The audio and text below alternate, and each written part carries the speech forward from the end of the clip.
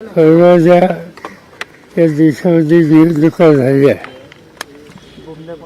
आणि त्या संबंधीची एक अस्वस्थता संबंध देशाच्या सर्व भागात जे आहे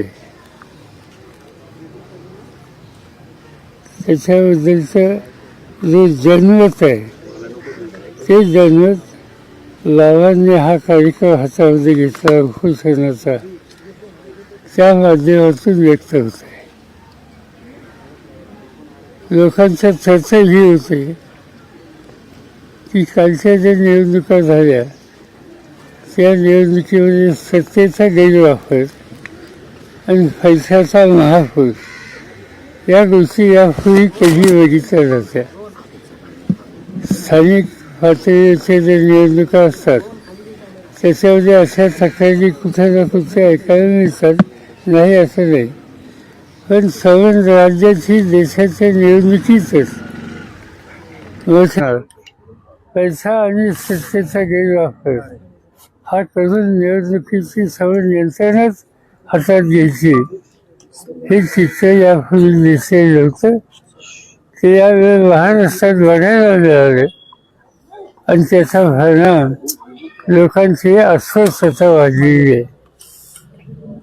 लोकांच्यातली जी चर्चा मी 2 दिवस ऐकतोय की कालच आंदोलनामधनं येत असताना आंदोलनाच्या बाहेर जे काही लोक भेटले त्या सगळ्यांना लेखकच नारायणांची आठवण आली. आज कुणीतरी या दृष्टीनं प्रभावी पाऊल टाकण्याची आवश्यकता आहे हा लोकांच्या चर्चेचा सूर आहे. आणि त्याच्यात जी माहिती कळली तिथं दिल्लीला सुद्धा की बाबा आढावांनी यामध्ये पुढाकार घेतला आणि ते स्वतः महात्मा ज्योतिबा फुलेंशी संबंधित अशा वास्तूमध्ये ते बसलेले आहेत. एक प्रकारचा दिलासा बाबांच्या या उपोषणानं सामान्य लोकांच्यात येतोय असं मला स्वच्छ दिसते. पण याचा अर्थ त्यांनी राष्ट्रीय कर्तव्य देशाची आवश्यकता म्हणून ही भूमिका घेतली. पण त्यांनी एकट्यानेच ही भूमिका घेणं हे काही पुरेसं नाही. शेवटी एक प्रकारचा जनतेचा उठावच या सगळ्या प्रश्नाच्या संबंधी केला नाही तर संसदीय लोकशाही पद्धती ही उद्ध्वस्त होईल अशी चित्र या ठिकाणी आज दिसते. देशाची सूत्र ज्यांच्या हातात आहेत त्यांना याच्याबद्दलचं काही पडलेलं नाही. इतकी चर्चा सर्व देशात आहे आणि हे माहीत असताना संसदेमध्ये हा प्रश्न उपस्थित करण्याचा प्रयत्न दोन्ही सभागृहामध्ये विरोधी पक्षांनी केला तर त्यांना बोलून द्यायचं नाही. एकदा 6 दिवसाच्या अधिवेशनामध्ये रोज सकाळी 11 वाजता विरोधी पक्ष नेते दोन्ही सभागृहाचे या गोष्टीला आमचं म्हणणं मांडायला आम्हाला संमती द्या. एवढी एक मागणी करतात की या 6 दिवसात एकदा मंजूर झाली नाही. एवढं नाही तर त्या हौल फाडली. त्यामुळे 1 मिनिटसुद्धा या 6 दिवसात सभागृहात कुठल्याही देशाच्या प्रश्नाची चर्चा होऊ शकली नाही. याचा अर्थ स्वच्छ आहे की संबंध संसदीय लोकशाही पद्धती याच्यावरच हा आघात हा राज्यकर्त्यांचा आहे. आणि याच्यासाठी आता तिथं काय चालू आहे इथपर्यंत सीमित ठेवून चालणार नाही. शेवटी लोकांच्यातच जावं लागेल, लोकांना जागृत करावं लागेल. खरं म्हणण्याचं लोक जागृत आहेत, त्याच्यात कोणतेही उठाव केला पाहिजे. आज त्याची आवश्यकता आहे हे बाबांच्या उपोषणातलं स्पष्ट झालेलं आहे. आणि माझी खात्री आहे की याचा परिणाम जो आवश्यक आहे तो आज ना उद्या हा देशाच्यावर राहणार नाही. सत्तेचा गैरवापर आणि बऱ्या लोकांना संरक्षण या दोन्ही गोष्टी या ठिकाणी दिसत आहेत. त्याच्यात सखोल जाऊ इच्छित नाही.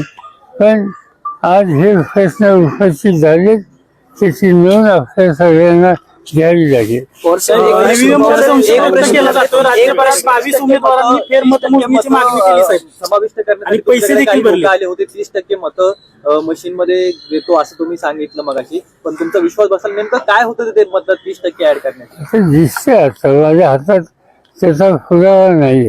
काही लोकांनी आम्हाला केलं की हे या पद्धतीने करणं शक्य आहे, ते केलं जाईल. लक्षात आमची कमतरता आहे की आम्ही त्यांच्यावर विश्वास ठेवला नाही. आम्हाला असं वाटतं की निवडणूक आयोग इतक्या चौकाची भूमिका चुकीची घेईल असं आम्हाला वाटलं नाही. त्या संस्थेवर गैरविश्वास आम्ही व्यक्त केला नाही. पण निवडणुकीच्या नंतर याच्यात तथ्य असं काळापैकी दिसतं. साहेब, ईव्हीएम वर संशय व्यक्त केला जातो. राज्यभरातील 22 उमेदवारांनी फेरमतमोजणीची मागणी केली आणि तसे पैसे देखील भरले. ठीक आहे, तसं फेरफटले काय येते ते आपण बघूया. पण मला शंका वाटते त्याचं काही फार पुढे गेलं. साहेब, शेवटच्या 2 तासात ना काँग्रेसच्या अनेक नेत्यांनी देखील आरोप केले, शेवटच्या 2 तासात राज्यात 7% वर मतदान झाले. बाळासाहेब थोरात यांनी आकडेवारी सांगितले की शेवटच्या 2 तासात 5.5 लाखापेक्षा अधिक मतदान झाले. असं होऊ शकतं असं तुम्हाला वाटतं? त्याची आकडेवारी जी आलेली आहे शेवटच्या 2 तासाची ती धक्कादायक अशा प्रकारची आहे.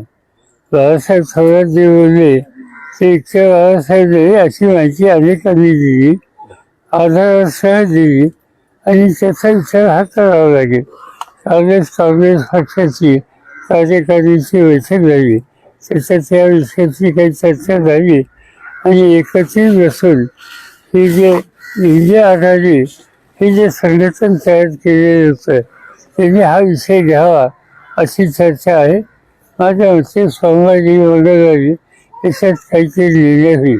साहेब, जे 15% मतं सेट केली गेली असं सांगितलं जातं, खरंच तुम्हाला विश्वास बसतोय का या गोष्टीवर? आधी बसत नव्हता, पण आता त्याच्यात तथ्य असं प्राथमिक दर्शक दिसायला लागले.